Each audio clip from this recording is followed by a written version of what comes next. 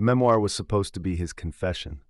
At least, that's what Marcus told himself as he carved each word into the page like flesh. But the more he excavated his memories, the more horrors clawed their way to the surface.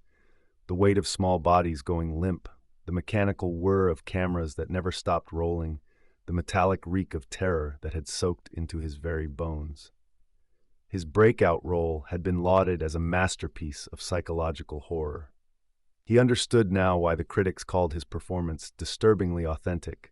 The screams echoing from the soundstage basement hadn't been acting. The blood pooling beneath his fingernails wasn't corn syrup. The director had fed him a cocktail of drugs and delusions, turning Marcus into both performer and executioner while the cameras devoured every moment. The dreams came in waves now.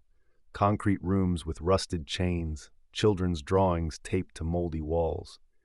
Someone breathing into his ear, cut deeper this time, make them beg. When the manuscript reached its final chapter, Marcus summoned what remained of his sanity and visited Victor, the producer. Time had been kind to the monster, his flesh still pink and soft, his grin still sharp enough to slice. Overaged bourbon that tasted like copper pennies, Marcus spoke of the basement, the sounds, the small graves. Victor's smile never wavered. In the bathroom mirror, Marcus caught sight of something moving in the hallway. A door, barely cracked. Beyond it lay Victor's private gallery, a catacomb of glass cases housing his collection, tiny shoes still caked with mud, stuffed animals with their eyes gouged out, braids of hair in neat coils, blood-stained clothing, some pieces no larger than a child's palm. Each display bore a tarnished nameplate.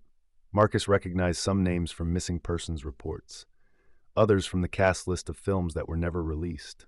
Then he heard it, a sound like a wounded animal trying not to cry. In the reflection of the nearest case, Victor materialized behind him, pressing a cloth to Marcus's face. But this time, Marcus didn't struggle.